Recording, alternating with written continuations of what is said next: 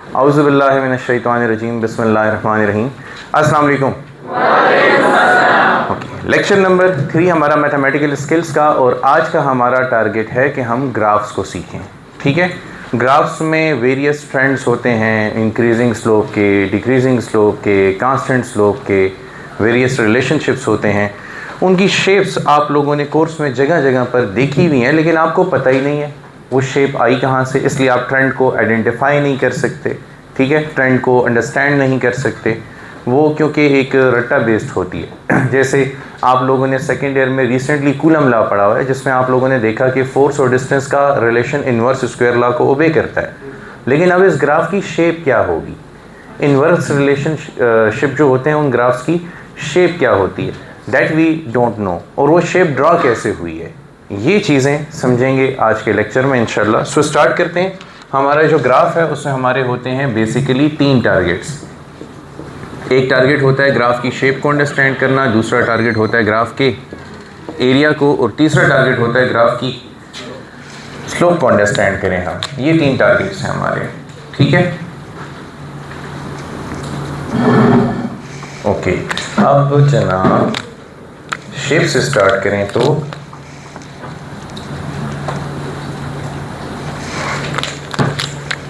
Relationship shape describe करेगा। देखें, relationship यूं हो सकता है y is proportional to x, ये एक शेप देगा। रिलेशनशिप यूं भी हो सकता है y is proportional to x square, relationship यूं भी हो सकता है y is proportional to square root of x, relationship यूं भी हो सकता है y is inversely proportional to x, और रिलेशनशिप यूं भी हो सकता है y is inversely proportional to x square.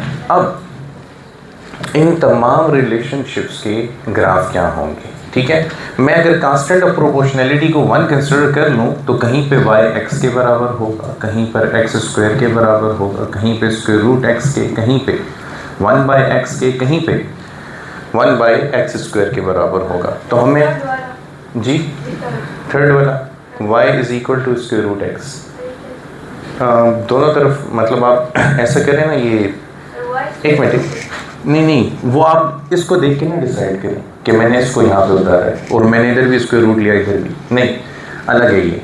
देखिए, ये इक्वेशन हो सकती है e is equal to half mv square वाली, ये इक्वेशन हो सकती है t is equal to 2 square root l/g वाली। समझ आई? तो यहाँ पे क्योंकि मैं ट्रेंड्स एक ही जैसे ले रहा हूँ, मतलब ये डोमेन है, ये रेंज है, या ये इसका इंडिपेंडेंट वेरिएबल है, ये डिपेंडेंट है, इसकी वैल्यू दूंगा, ये मिलेगा। सो ये सारा का सारा किस बेसिस पे चलता रहेगा? इस इक्वेशन में x की वैल्यू देने से y का क्या रिजल्ट आएगा, इस इक्वेशन में x की वैल्यू देने से y का क्या रिजल्ट आएगा। तो ये एक दूसरे से डिराइव नहीं हुए हुए, ये सारे इंडिपेंडेंट हैं एक दूसरे से। देखिए, ये वाला है P is equal to M V, ये वाला है no, this is not Coulomb law, ये आपके पास P is equal to K/V।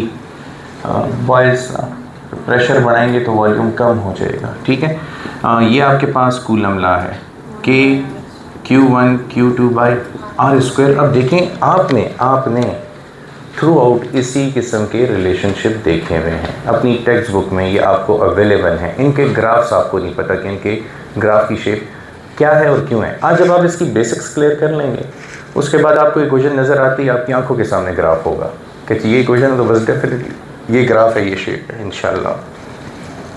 तो ये मैंने आप लोगों को क्या बता दिया कि देखें, यहाँ पे मास कांस्टेंट हो तो मोमेंटम किस पे डिपेंड करेगा? वेलोसिटी बढ़ेगी तो मोमेंटम बढ़ेगा। तो इसको ज़रा डिस्क्राइब करते हैं आप फर्स्ट केस को हमारे, ठीक है, ग्राफ में। अच्छा, आप ड्राइंग से ज़्यादा इधर देखें, इस पर तवज्जो दें कि मैं कर क्या रहा हूँ। कल मैंने आप लोगों को ग्राफ ड्रॉ करना सिखाया था कि ग्राफ ड्रॉ कैसे होते हैं। ठीक है, अच्छा, 1 2 3 4, इसी तरह यहाँ पर भी 1 2 3 4 रिलेशनशिप है कि y x के बराबर है। अब बच्चों बताओ, अगर x 1 है तो y भी, x 2 है तो y भी, x 3 है तो y भी, x 0 है तो y भी। अच्छा देखें, अगर x 0 हुआ तो y भी 0, ठीक है। अब अगर x 1 हुआ तो y भी 1 होगा, x अगर 2 हुआ तो y भी 2 होगा, x अगर 3 हुआ तो y भी 3 होगा, ठीक है। x 4 हुआ तो y भी, जो पॉइंट यहाँ पे आएगा। अब अगर मैं इन तमाम पॉइंट्स को कनेक्ट करूँ तो I get a straight line. समझ आ गई कि नहीं?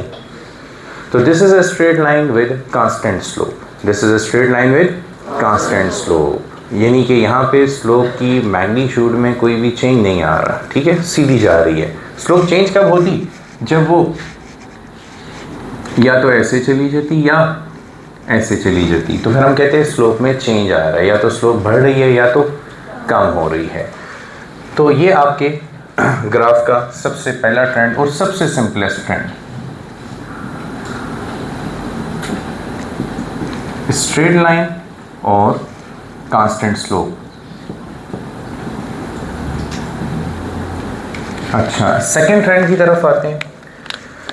सेकंड ट्रेंड है कि y की वैल्यू x के स्क्वायर पे डिपेंड करती हो, जैसे यहाँ पे कांस्टेंट है हाफ m, अब v स्क्वायर पे e की वैल्यू डिपेंड करती है काइनेटिक एनर्जी की, यानी कि वेलोसिटी अगर डबल होगी तो kinetic energy 4 time, velocity triple होगी तो काइनेटिक एनर्जी।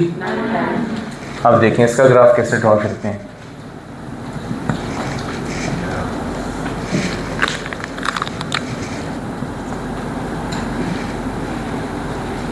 वन 2 3 4, ये x है हमारा, और 1 2 3 4 5 6 7 8 9। तो देखते हैं, यहाँ तक काफ़ी होगा इंशाल्लाह। 1 2 का स्क्वायर 2 3 4 और 3 का स्क्वायर 9। अच्छा, अब रिलेशनशिप है y is equal to X square. तो बताइए, अगर x 0 होगा तो y भी 0 होगा, अगर x 1 होगा तो y भी, अगर x 2 होगा तो y 4 होगा, x 3 होगा तो y 9 होगा। तो हम x 0 y 0, अच्छा x 1 तो y भी 1, x 2 तो y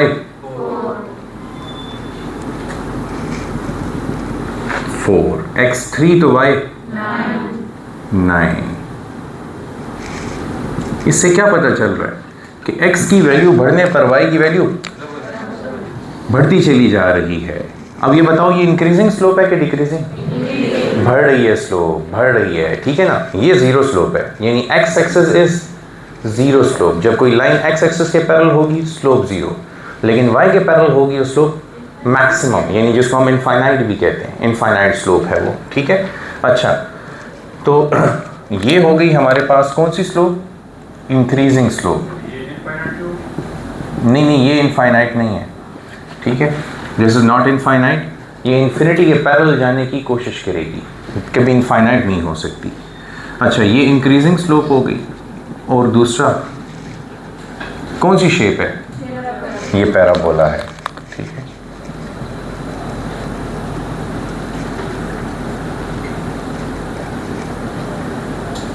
ट्रेंड को हाईलाइट किया मैंने थोड़ा। अच्छा, फिर हमारे पास थर्ड कॉन्सेप्ट है।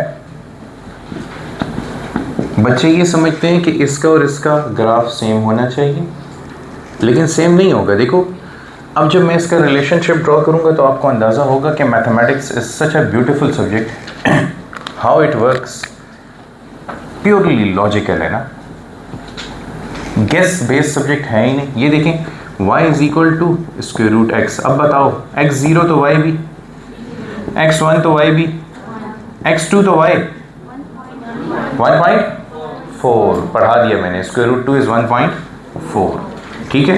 अच्छा, x 3 तो y 1.7 और x 4 तो y 2। समझ आ गई? अच्छा फ्रेंड्स, प्लॉट करेंगे हम, तो यहाँ पे हम शुरू करेंगे ऐसे 1 2 3 4।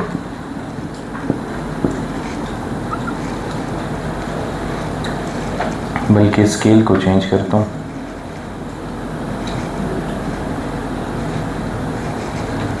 अच्छा, this is let's say 1 this is 2 3 4, तो this is 0.5, this is 1, this is 2, this is 1.5। अच्छा, इसी तरह यहाँ पे 1 2 3 4 5। अच्छा, जब x की वैल्यू 0 है तो y भी 0, जब x की वैल्यू 1 है तो y भी 1 है। ठीक है, ये शेप आ गई। जब x की वैल्यू 2 है तो y की वैल्यू तो 1.4 1.5 से थोड़ा सा नीचे होगा, तो मैंने अपने अंदाजे से उसे प्लॉट कर लिया। फिर x की वैल्यू 3 होगी तो ये तो 1.7 1.5 से थोड़ा सा ऊपर होगा, तो यहाँ पे आ जाएगा। थोड़ा बहुत एरर आएगा, ठीक है, क्योंकि मैं विदाउट ग्राफ ड्रॉ कर रहा हूँ इसे, तो थोड़ी बहुत एरर की गुंजाइश है यहाँ पे, तो उसे ज़रा इग्नोर कीजिएगा ये, क्योंकि इक्वली कैलिब्रेटेड भी नहीं है। और फिर अगर ये 4 हो गया तो ये 2 हो जाएगा, तो वैल्यू कहीं यहाँ पर आ जाएगी। अच्छा, अब ज़रा इसे ड्रॉ करते हैं।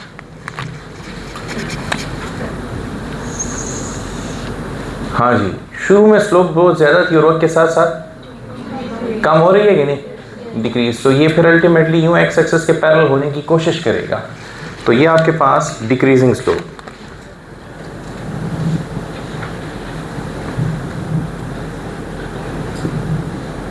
ये डिक्रीजिंग स्लोप हो गई,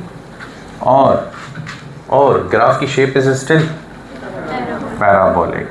अच्छा, पैराबोला को आप लोगों ने इस फॉर्म में देखा हुई है, ये आपने इसका प्रोजेक्टाइल मोशन में देखा हुआ है, तो ये कर्व कॉम्बिनेशन बन जाती है। ठीक है, ओके, नेक्स्ट शेप की तरफ चलते हैं, विच इज इनवर्स रिलेशन का ग्राफ कैसे होगा। तो y is equal to 1/x में जाते हैं।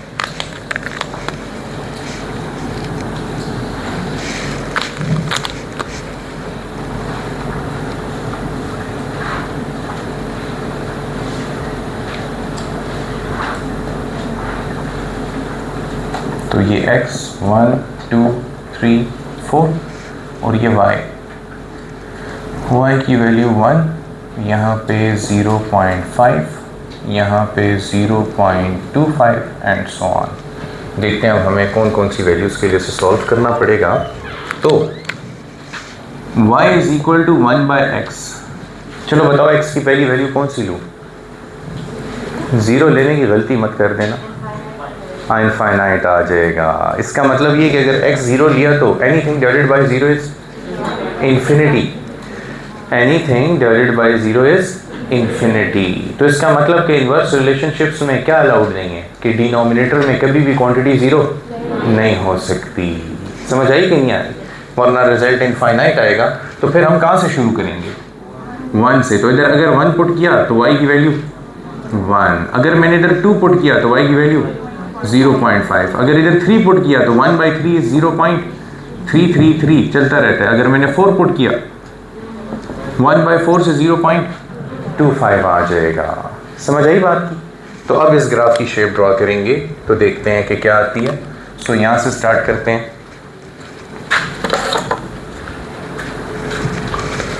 अच्छा, अब ग्राफ ज़रा सेंसिटिव हो गया तो इसलिए मैं ऐसा करूँगा कि स्केल का इस्तेमाल करूँगा ताकि एग्जैक्ट रिजल्ट आ जाए हमारे पास। तो पहला पॉइंट मुझे यहाँ पे मिलेगा कि जब x 1 था तो y भी 1 था। ओहो, अच्छा, जब x 2 हुआ तो y 0.5 हो गया। मैं देखना चाहूँगा कि आप फिर इसे किस ग्राफ से रिलेट कर सकते हैं, क्योंकि ये आपने बचपन में भी पढ़ा, कई दफ़ा पढ़ा। ये जो शेप मैं ड्रॉ करने लगा हूँ इसको।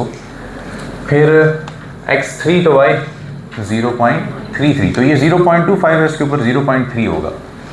तो मैं अप्रॉक्सीमेटली यहाँ पे ले लेता हूँ 0.3।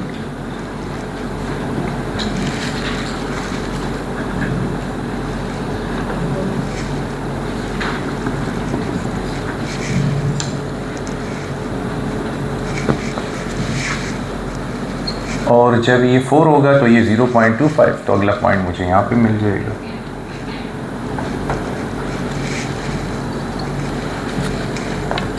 तो अब अगर मैं ज्वाइन करूँ इसे तो ग्राफ यहाँ से स्टार्ट होगा और जी, ऐसी शेप आपने कहाँ देखी हुई है? कौन सा लॉ? बॉयल्स लॉ में। लेकिन ऑनेस्टली बताएं, कभी आप लोगों किसी ने ये ड्रॉ भी करके दिया कि ये ऐसे आता है? इसलिए आप लोग समझते हैं कि आपकी मैथमेटिक्स वीक है और आप लोगों को कुछ भी नहीं आता। हालांकि वो चीज़ आपको जो चीज़ आपको टीच ही नहीं की गई, अगर वो आपको नहीं आती तो नो प्रॉब्लम, उसमें तो आपका कसूर है ही नहीं, वो सीख लेंगे। दैट्स वाई हम वर्किंग ऑन दीज थिंग्स कि हम पहले अपनी मैथमेटिक्स स्किल्स शार्पन कर लेंगे, इंशाल्लाह उसके बाद फिर हम अपने कोर्स में जाएंगे and will feel easy in that, very easy Indeed इंशाल्लाह। अच्छा, एक स्टूडेंट कैलकुलेटर रेडी रखिए, ठीक है? मैं कुछ मैथमेटिक्स सॉल्व करने के लिए दूंगा तो आपने रिजल्ट निकालने हैं क्विकली। जी बेटा, हाँ, ये फोर्थ वन का नाम बताने में भूल गया। पहले तो हम ये कहेंगे कि ये डिक्रीजिंग स्लोप है और फिर शेप की बात करेंगे। तो 1 या ए लिख देते हैं। एक तो ये डिक्रीजिंग स्लोप है क्योंकि ये कम हो रही है, ठीक है ना? और दूसरा इसकी शेप जो है हाइपरबोला, हाइपरबॉलिक शेप है ये। अच्छा, फिर अगेन हम जाएंगे 1 2 3 4 और अब हमारे पास इन्वर्स स्क्वायर ला है। ये बेसिकली उस तरह के किस्से हैं। y is equal to 1 by, जैसे यहाँ पे inverse square law X square. तो हर जगह पे मैं ज़रा ट्रेंड को हाईलाइट करता हूँ कि मैंने किस ट्रेंड के मुताबिक वैल्यूज पुट करके रिजल्ट्स बनाए हैं, शेप्स ड्रॉ की हैं। अच्छा, तो अब जो हम करने जा रहे हैं that is y is equal to 1 by x square. So बच्चों, x0 अलाउड है? नहीं। तो x1 अलाउड है, तो x1 हो तो y क्या होगा? 1 होगा। अगर x2 हो तो y क्या होगा? 1 बाई 4, 2 का स्क्वायर 4 ना। x3 हो तो, x4 हो तो 1 बाई 16। अच्छा, 1 से तो 1 ही आता है, 1 बाई 4 से 0.25, 1 बाई 9 से निकालें तकरीबन 0.9, 0.9। अच्छा, फिर 1.9, अच्छा सॉरी 1 ओके। और 1 बाई 16 हो तो तकरीबन 0.625 होगा। अच्छा, 0.00, ठीक है। तो मैं इसको थोड़ा सा स्पेस क्रिएट करता हूँ। y is equal to 0.0625, okay. अब देखते हैं कि ट्रेंड कैसे ड्रॉ किया जाएगा। तो अगेन मैं यहाँ पे y की वैल्यू 1 से स्टार्ट करूँगा। ये y है, y इस वक्त 1 है। और फिर मिडिल पे क्या होगा? 0.5 होगा। उसके मिडिल पे क्या होगा? 0.25 होगा, ठीक है। फिर उसके मिडिल पे क्या होगा? 0.0, इसको फर्दर 2 पे डिवाइड करें, चेक करें, 0.0125 आएगा। चेक कर लीजिए ज़रा, या सिर्फ 125 है?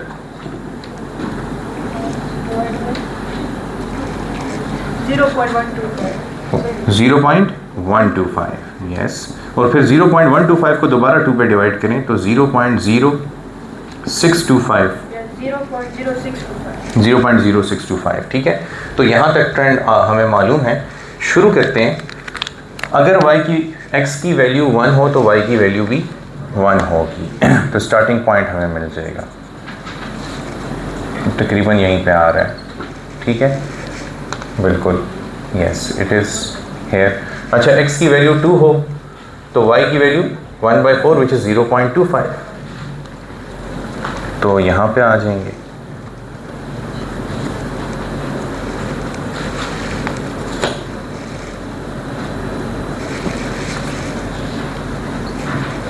अच्छा, फिर x की वैल्यू 3 हो तो 0.11, तो 0.12 से ऊपर होगा 0.11, ये 12 है ना, इससे थोड़ा सा ऊपर होगा 11।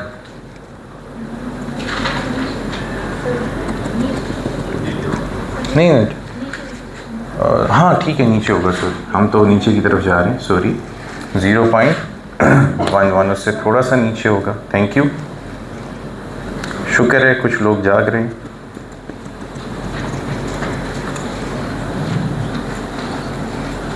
अच्छा, और फिर 0.0625 लास्ट वैल्यू है हमारी।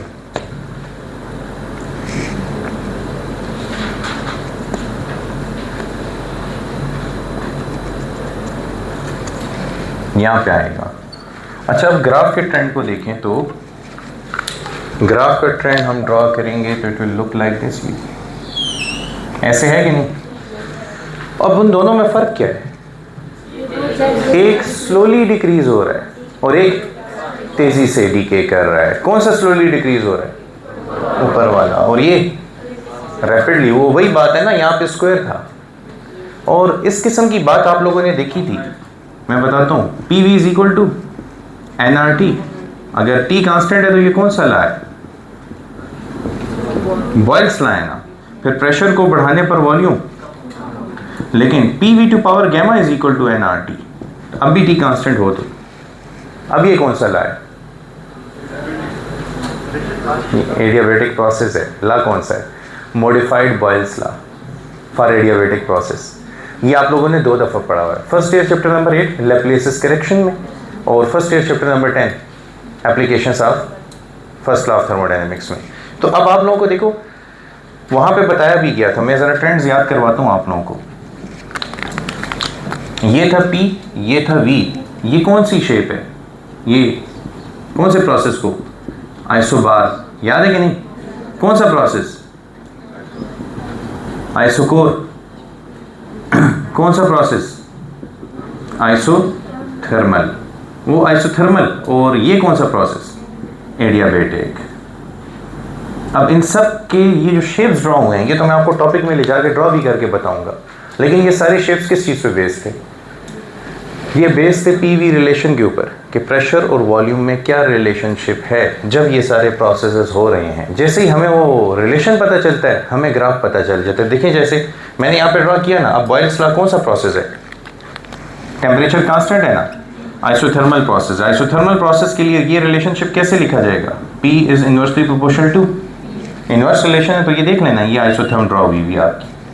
लेकिन जब उसको मॉडिफाई किया तो पता चला P is inversely proportional to V to power gamma. तो फिर स्लोप ज़्यादा तेज़ी से डिक्रीज हुई कि नहीं? तो आप लोगों को सिर्फ इन शेप्स का पता था, एक्सप्लेनेशन वगैरह आप लोगों को ही नहीं दी गई। अब शेप्स के सारे ट्रेंड मैंने आप लोगों को समझाएं कि शेप्स बन कैसे रही हैं। तो अब आपने सिर्फ एक ही टारगेट, इक्वेशन देखें, पता लगाएं इन 5 में से कौन सा रिलेशनशिप है। रिलेशनशिप पता चल गया, स्लोप ड्रा करना आसान हो जाएगा। यहाँ तक क्लियर है सबको? ओके, चलें इससे आगे चलते हैं।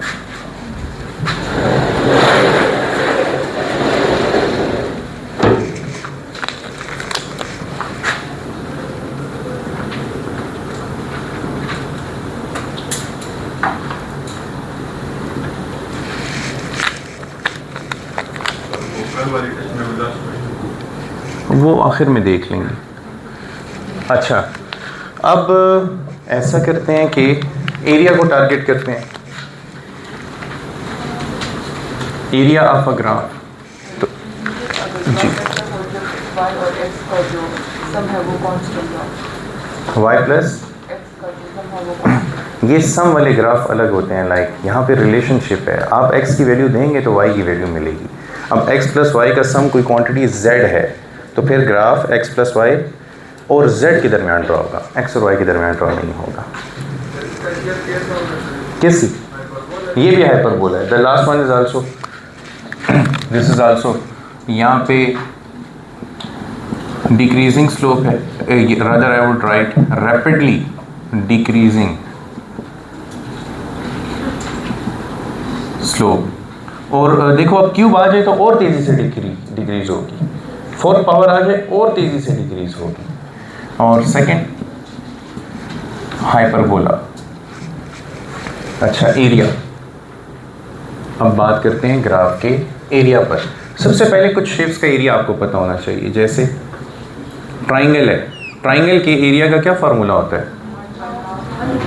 1/2 बेस इंटू हाइट, या ये बेस है, ये हाइट है, आप लेंथ इंटू हाइट भी कह सकते हैं। ठीक है।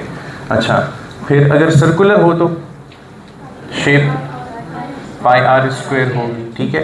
अगर स्फेरिकल हो तो हाँ 4 पाई आर स्क्वायर होगी, ठीक है। वैसे ये शेप ग्राफ में नहीं आती, लेकिन मैं पढ़ा रहा हूँ आप लोगों को to be on the safe side. Square हो तो फॉर एग्जांपल ये साइड एल है, ये साइड एल है, स्क्वायर का मतलब ये दोनों साइड की लेंथ सेम है तो एल स्क्वायर होगा। रेक्टेंगल हो तो लेंथ इंटू हाइट, तो क्या होगा लेंथ इंटू हाइट। पैरेललोग्राम हो तो उसका भी एरिया यही है, लेंथ इंटू हाइट। लेकिन हाइट ये वाली नहीं है, अच्छा ये हाइट नहीं है, हाइट यहाँ से मेजर होगी, समझ आई। हाँ इस चीज़ का ख्याल रखना है। तो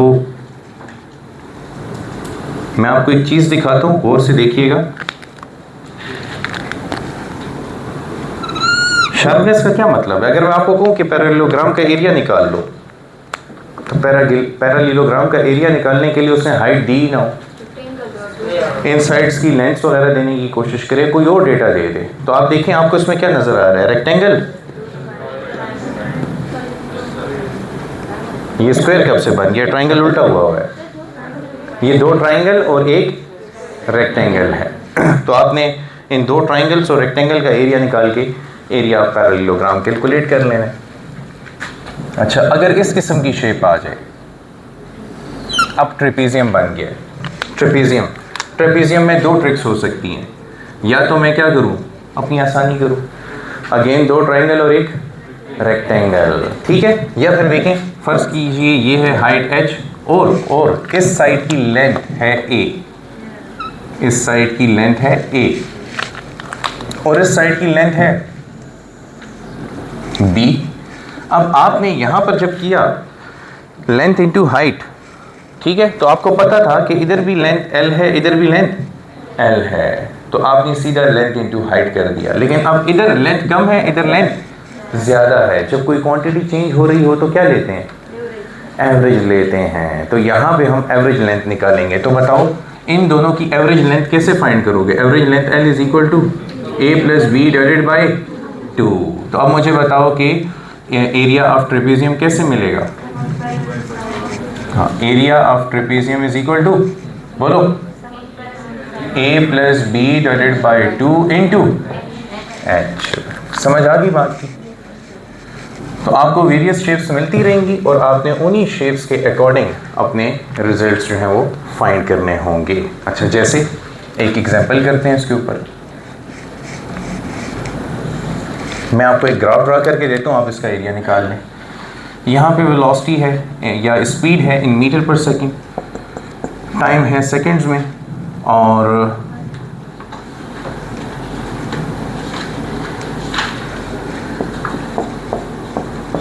सिक्स सेकेंड्स के लिए जर्नी 10, 20, 30। तो ग्राफ की शेप कुछ यूं है। चलें अब आप इस ग्राफ का एरिया निकालें।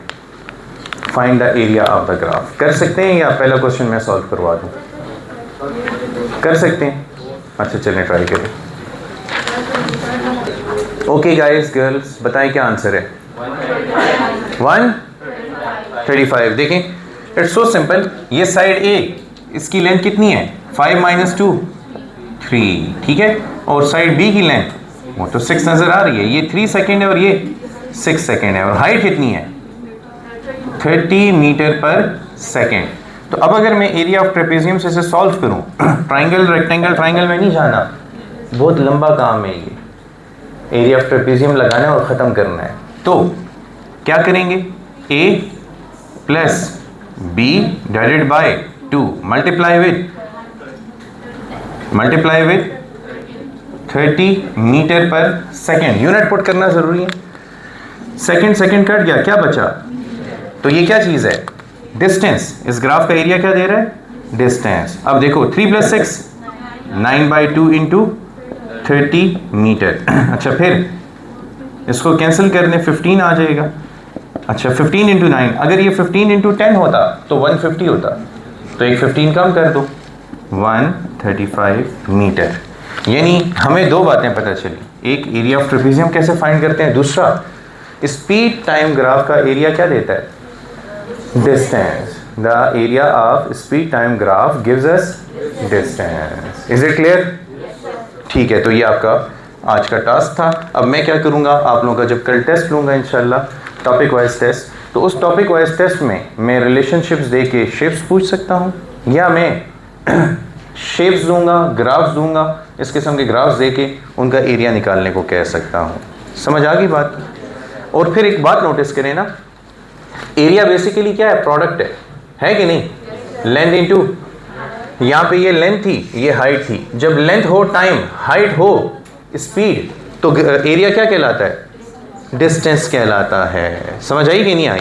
इसका मतलब स्टूडेंट्स कि हम इस बात को समझ पाएंगे कि अगर हमें इस किस्म का ग्राफ दे दिया जाए, फॉर एग्जांपल मैं प्रोडक्ट में आप लोगों के लिए ले लेता हूँ, यहाँ पे I, यहाँ पे R, ठीक है, और ये ग्राफ में यूँ ड्रॉ कर देता हूँ, ठीक है, और लेट्स से ये है 10 मिली एम्पेयर और ये है 10,000 ओम, ठीक है। इस ग्राफ का एरिया निकालें, क्या आएगा, let me see what you do with it. निकालें एरिया, निकालें, कम ऑन, डू इट।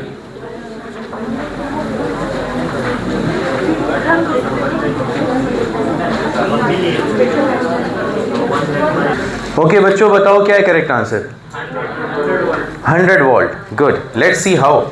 देखें, आपको इससे कोई परवाह नहीं है कि कौन सा ला है, बस मैं आपको कह रहा हूँ इसका एरिया निकालें।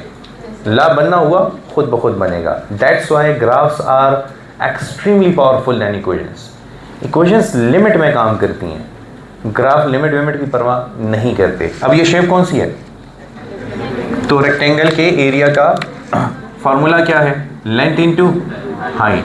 इसकी लेंथ कितनी है, 10,000 ओम, 10,000 ओम, और इसकी हाइट कितनी है, 10 मिली 10 टू पावर -3 एम्पेयर्स, ठीक है। So area is equal to, अब ये क्या होगा, इधर देखिए, ये 3 जीरोस इनके साथ कैंसिल हो जाएंगे, रिजल्ट आएगा 100 ओम एम्पेयर, ठीक है।